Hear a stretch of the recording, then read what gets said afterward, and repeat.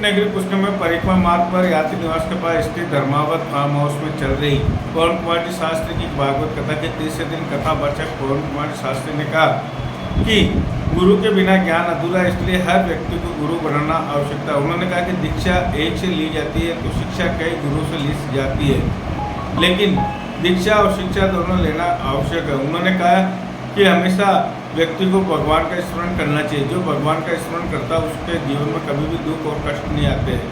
भागवत कथा के तीसरे दिन भी काफ़ी भीड़ देखने को मिली। पुष्कर के अंदर पारासर यात्री निवास के पास धर्मावत फार्म हाउस में 21 अप्रैल से 27 अप्रैल तक पंडित पवन कुमार जी शास्त्री की भागवत कथा का आयोजन करवाया जा रहा है। जिसमें कथावाचक पवन कुमार जी शास्त्री प्रतिदिन दोपहर 3 बजे से 7:30 बजे तक भक्तों को कथा का रसपान करवा रहे हैं। तो वही कथा सुनने के लिए काफ़ी संख्या में भक्तों की भीड़ भी देखने को मिल रही है। मैं अनिल कुमार पारासर, बदलता पुष्कर संपादक। जीव कर्म करता है, कार्पण्य वंश दोषे ने आत्म दोषे न दरिद्रता। अगर वह दरिद्र है तो उसकी स्वयं का दोष है। कर्म करना नहीं चाहता और फल पूरा चाहता है। आप कहें हमें हाथ लगाना ना पड़े, भोजन अपने आप मुख में चला जाए। भोजन की थाली आप 2 दिन 4 दिन रखे रहें, कभी भी आपके पेट में नहीं जाए। जब तक आप कर्म नहीं करेंगे, तोड़ करके खाएंगे नहीं, तब तक भोजन आपके पेट में जाएगा।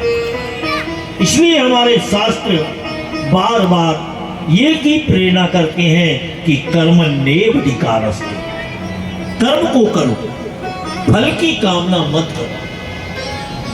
ध्रुव जी महाराज ने माता सुनीति से कहा, मां भगवान मिलेंगे कहां? सुनीति ने कहा, बेटा ध्रुव, भगवान तो सर्वत्र हैं, जहां उनका स्मरण चिंतन किया जाए वही प्रकट हो जाते। अब ध्रुव जी महाराज वन के लिए निकले हैं। 4.5 वर्ष की अवस्था है। कहां जा रहे हैं कोई पता नहीं, क्या करना है कोई पता। प्रत्येक वर्ष नया बारिश हो जाती है, नया अन्न उत्पन्न हो जाता है, खाने वाले अन्न हो जाते हैं। तो परमात्मा अपने जीव की स्वयं व्यवस्था करते हैं। ध्रुव ने कहा, भगवान मेरी मां कहती है कि भगवान सर्वत्र। चैतन्य महाप्रभु जब जंगल में से गुजरने लगे तो हिंसक जीवों ने चारों तरफ से उनको घेर लिया। हिंसक जीवों को देख करके चैतन्य महाप्रभु ने संकीर्तन करना प्रारंभ कर दिया। हरे राम राम राम हरे हरे, हरे कृष्ण कृष्ण कृष्ण हरे हरे। जैसे उन्होंने संकीर्तन किया, हिंसक जीव भी मुंह उठा करके हरे राम राम राम हरे हरे, हरे कृष्ण कृष्ण कृष्ण हरे स्मरण करने लगे। हिंसा को छोड़ करके चैतन्य महाप्रभु के साथ में संकीर्तन करने लगे। ध्रुव बोले नारद जी महाराज से, भगवान मेरी माँ तो ऐसे कहती। नारद जी बोले, अरे कुछ नहीं बिगड़ा, चल मैं तेरे पिताजी को समझा दूंगा, तेरी माता जी को समझा दूंगा, चलो वन में। ध्रुव बोले, भगवान अब मैं वापस महलों में नहीं, गुरु बनाए और उन्हीं प्रति श्रद्धा रखें। शिक्षा हमें चलते फिरते कहीं भी मिल सकती है। दत्तात्रेय ऋषि ने 24 गुरु बनाई थी, क्योंकि सर्वप्रथम जन्म देने वाली माता ही गुरु थी।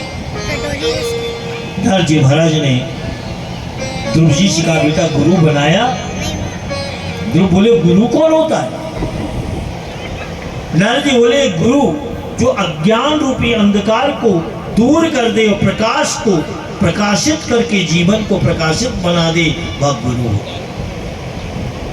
नारद जी महाराज ने कहा, बेटा अगर तूने गुरु नहीं बनाया तो भगवान कैसे मिले?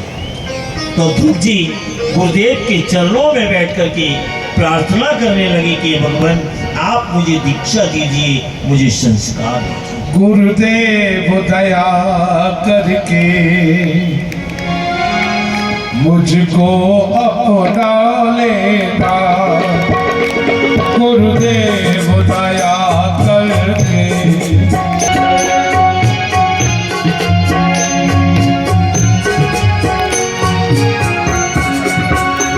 गुरुदेव दया करके मुझको अपना लेना। गुरुदेव दया करके मुझको अपना लेना। मैं शरण पड़ा तेरी, मैं शरण पड़ा तेरी, चरणों में जगह देना। मैं शरण पड़ा तेरी, चरणों में जगह देना। गुरुदेव दया करके मुझको अपना लेना।